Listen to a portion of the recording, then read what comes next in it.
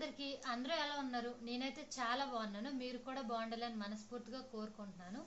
ఈ రోజు వీడియో వచ్చేసి కొత్తగా యూట్యూబ్ స్టార్ట్ చేయాలనుకునే వాళ్ళు చేయకూడని 3 తప్పులైతే నేను చెప్తాను. ఇది అందరూ పాటించండి, తప్పకుండా మంచి రీచ్ అనేది వస్తుంది. వీడియోలోకి అయితే వెళ్ళిపోదాం. ఫస్ట్ వన్ వచ్చేసి యూట్యూబ్ స్టార్ట్ చేయగానే చాలా మంది ఫ్యామిలీ మెంబర్స్కి, ఫ్రెండ్స్కి ఇలా చెప్తూ ఉంటారు, సబ్స్క్రైబ్ చేసుకోండి చూడండి అని. అలా ఎప్పుడు చేయకండి. ఎందుకంటే మీ కంటెంట్ నచ్చి వీడియోస్ చూసేవాళ్ళు, వీడియో లైక్ చేసేవాళ్ళు మాత్రమే మీ వీడియో చూస్తారు. మనం చెప్తే చేసేవాళ్ళు చూడరు. యూట్యూబ్ ఎలా ఉంటుందంటే, మనం ఫస్ట్ సబ్స్క్రైబ్ ఎవరు చేసుకున్నారో వాళ్ళకే మన వీడియోస్ పంపిస్తుంది. వాళ్ళు చూస్తే నెక్స్ట్ 10 మందికి పంపిస్తుంది, లేదంటే అక్కడితోనే ఆపేస్తుంది.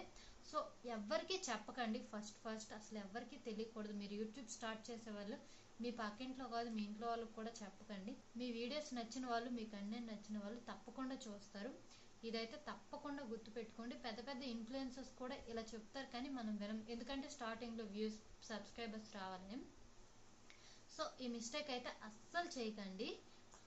సెకండ్ వన్ వచ్చేసి ఒకటే కంటెంట్ చేయండి. మనకి సెకండ్ పాయింట్ వచ్చేసి మిక్స్డ్ కంటెంట్ అయితే అస్సలు చేయకండి. ఎందుకంటే ఈరోజు కుకింగ్ వీడియోస్ చేసి, రేపు బ్లాగ్స్ చేసి, ఎల్లుండి టిప్స్ చెప్పి అలా చెప్తే మనం ఏం వీడియోస్ చేస్తున్నామో యూట్యూబ్ అల్గరిథంకి అర్థం కాదు. దానివల్ల ఇంకొంతమందికి మన వీడియోస్ పంపించడం అనేది ఆపేస్తుంది. ఎగ్జాంపుల్ నా వీడియోసే తీసుకుంటే, ఫస్ట్ కుకింగ్ చేసేటప్పుడు 2K 3K వచ్చే వ్యూస్, తర్వాత అలా టిప్స్ చెప్పేటప్పుడు 100, 20, 30 ఇలా వచ్చిన వీడియోస్ కూడా చాలా ఉన్నాయి. సో అలా కాకుండా ప్రాపర్గా ఒకటే కంటెంట్ చేయండి, తప్పకుండా మంచి రీచ్ అనేది వస్తుంది. మీరు టిప్స్ చెప్తారా, కుకింగ్ వీడియోస్ చేస్తారా, వ్లాగ్స్, ఏదైనా పర్వాలేదు. యూట్యూబ్లో మనం ఎలాంటి వీడియోస్ కావాలంటే అలాంటి వీడియోస్ 100 వస్తాయి. సో అందరూ కంటెంట్ ఓన్గా చేస్తారని ఏమీ ఉండదు.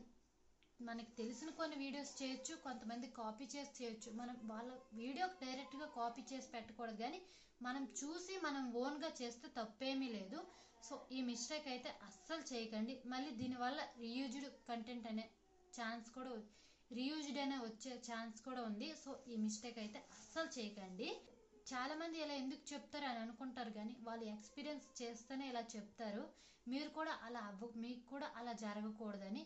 సో ఈ మిస్టేక్ అయితే అస్సలు చేయకండి. థర్డ్ వన్ వచ్చేసి, మనం వీడియో స్టార్టింగ్లో, నేనైతే స్టార్టింగ్ వీడియోస్లో ప్రతి వీడియోకి ట్రెండింగ్, వైరల్ అని ఇవే పెట్టేదాన్ని హ్యాష్ ట్యాగ్స్. అవి అస్సలు పెట్టకండి. మీరు దీనివల్ల షాడో బ్యాన్ పడి వ్యూస్ అనేది ఫ్రీజ్ అయిపోతాయి.